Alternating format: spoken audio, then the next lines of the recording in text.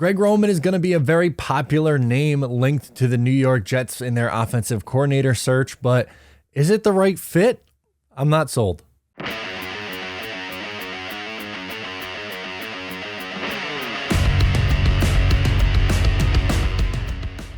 Hey, what's going on? Matt O'Leary back with another video. Before we get started today, I just wanted to mention you can follow on social media at Matt O'Leary NY. Also, if you haven't already, please make sure to check out the Just Jets podcast. New episodes drop every single Wednesday. So Greg Roman and the Baltimore Ravens have parted ways. Roman's been their offensive coordinator since 2019. And obviously they have had a pretty nice level of success. The Ravens over that time with Lamar Jackson. 2019 was his MVP year. They've made the playoffs a few times. This is obviously a team that is always in the mix. And Greg Roman was a head coaching candidate not that long ago. So when he was let go, a lot of people immediately linked him to the Jets and say, okay, great, sign him. Bring Lamar over. It's going to be a perfect fit. Then, according to John Harbaugh, Lamar is going to be very involved in the offensive coordinator search for the Baltimore Ravens. So that kind of leads you to think that he has a pretty good chance of staying. But I noticed that Baltimore Ravens fans seem to hate Greg Roman.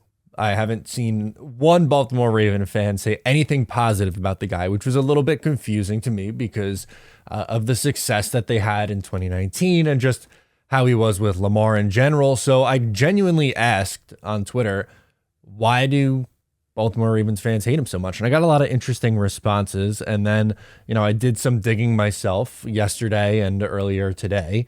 And what I found was that he has a phenomenal run game. He always has a phenomenal run game, and he utilizes tight ends well.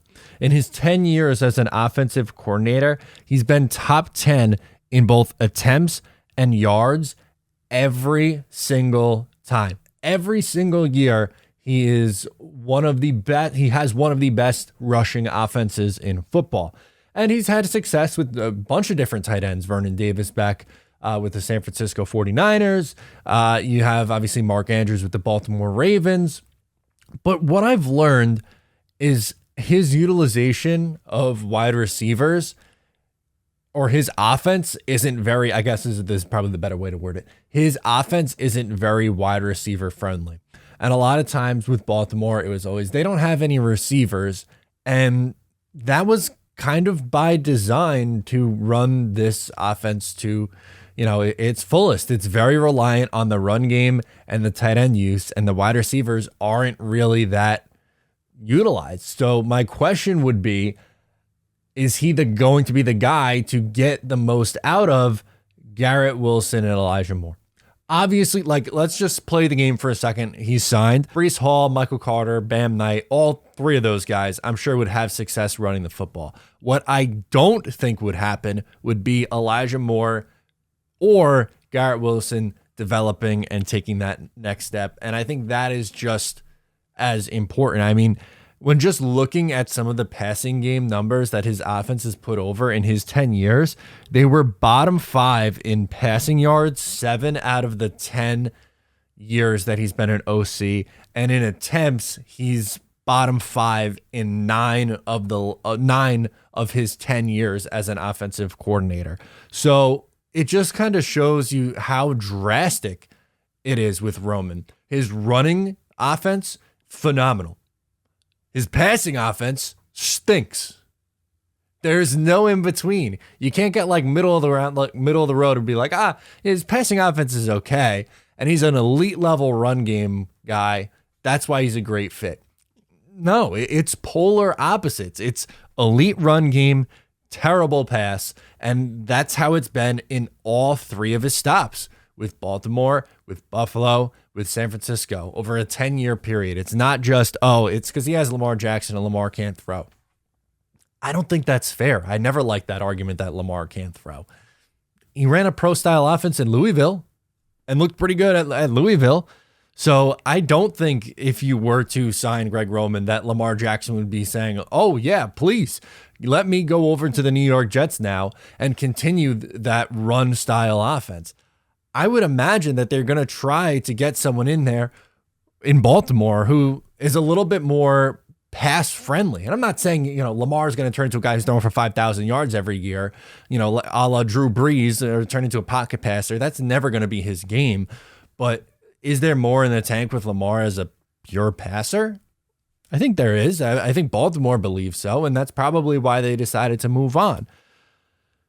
I just think a lot of Jet fans look at Greg Roman and think this is the perfect solution. This is the perfect fix. And while I questioned yesterday when the news broke, why do the Ravens hate him so much?